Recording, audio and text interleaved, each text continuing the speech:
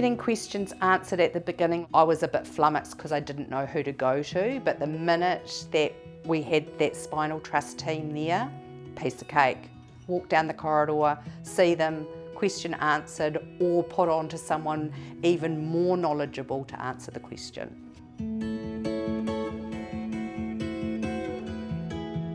The nursing staff changed all the time, and when I think about it, that can be frustrating. And you've got the privacy as well. It's a 22-year-old versus the mother. It was okay, but the nurses changed all the time, so I needed a constant. If in doubt, check it out with the team, and that's always what I did. I could get the information, but I usually went a roundabout way.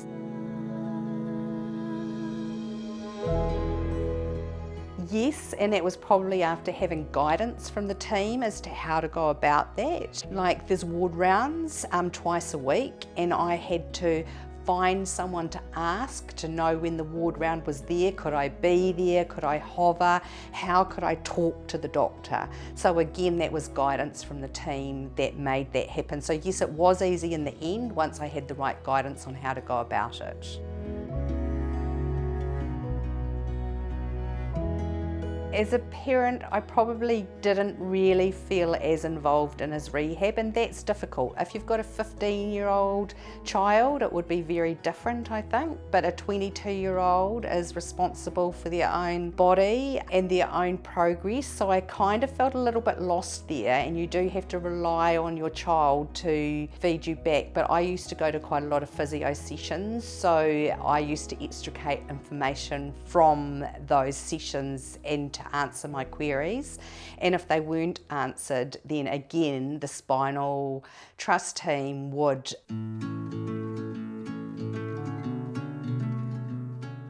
Ben was pretty available to me. I have to say they're pretty amazing at letting people in, like visiting 11 till 8, and fair enough. I know what it's like as a nurse trying to get your patients all ready for their day. So I think that was very fair, and he was very available.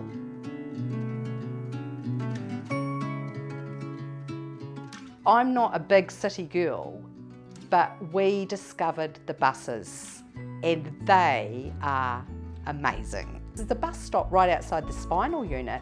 Now some of those buses go every 7 minutes, and you can get a Metro card from the library, and you get this Metro card and then you load it up with money, and then you hop on the bus and go, The buses are everywhere. It's gone up to $3 a trip if you have the Metro card. Otherwise it's a bit more expensive, but it's not expensive. So those buses were an absolute godsend. And what's more, when you're in the unit, if you've got the doctor's clearance and the nurses know, you've got to get the clearance to go out, otherwise you can get in a little bit of trouble. But once you've got their clearance, to get anybody in a wheelchair on that bus is easier than going in a taxi. I tell you, you just wheel on, they kneel the bus a little bit, you pull out the platform and they just wheel on. Like, it's so easy for anyone to go on those buses, and for us, we've been everywhere, man, and they have been a huge thing in our 4 months here because we didn't have a car. We only had a motorhome and we were in someone's driveway for quite a long time. Those buses have just been absolutely brilliant.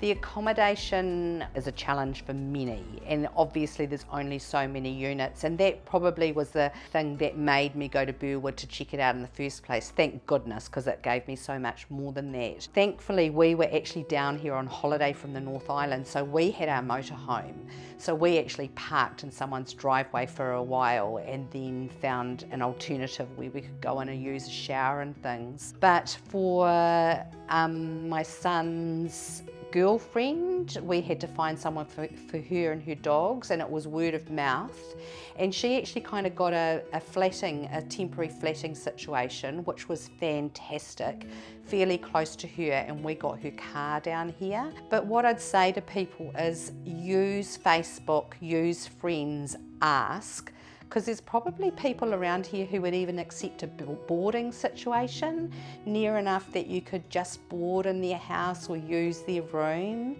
or somebody might want a temporary flatmate. There's all sorts of ways around it, and you have to be a bit innovative, but that's a real biggie to try and find somewhere, because you're looking at 4 months accommodation, fully furnished. What on earth do you do? When you're in a situation like that, put it to your Facebook friends, ask. People are more than happy.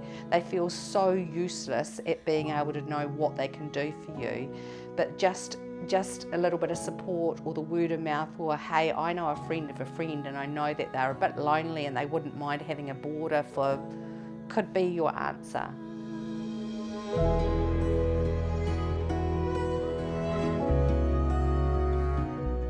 I felt we could absolutely do that kind of stuff. Ben would roll his eyes about home cooked meals because I'm not the housekeeper, housewife, cook supreme, so probably Uber Eats was more preferable to him than what I did. And I saw people there like having birthdays there. There's that big communal space. We had my grandchildren there one day and they played on the floor with the blocks.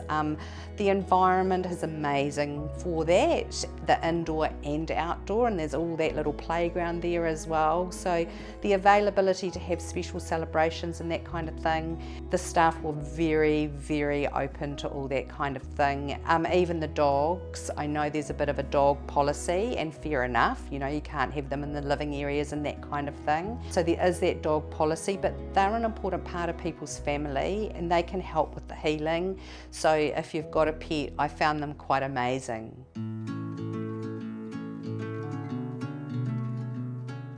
I feel like that whole unit, and this might sound really bizarre, but it's a real happy family, and like that almost makes me well up, because I know I had visitors one day and I'd be walking down the corridor and they'd go, you know everyone, and it was like we were all a family. And I guess what I could say to another parent is connect with the other parents, connect with the other patients, connect with the other support workers, because you become each other's support as well, and you can empathise with them, and that was really important. Like one night, a whole lot of mothers went out to the movies together, and it was so good. And remember that everyone's feeling the same as you. Don't think you're the only one, because you're not. It's really quite a blimmin' emotional, scary, frightening journey. You know, you're going through your own grief process,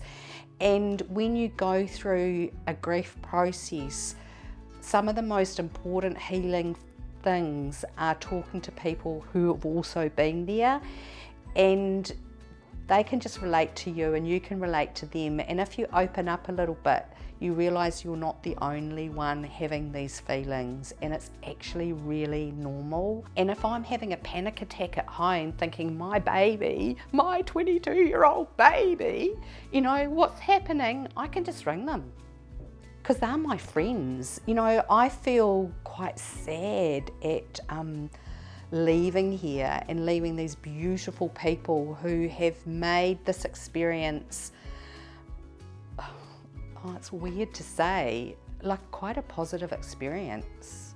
And that's, I know that sounds weird, and I know you'll think as you watch this that she's weird, but once you've experienced it, you'll know what I mean.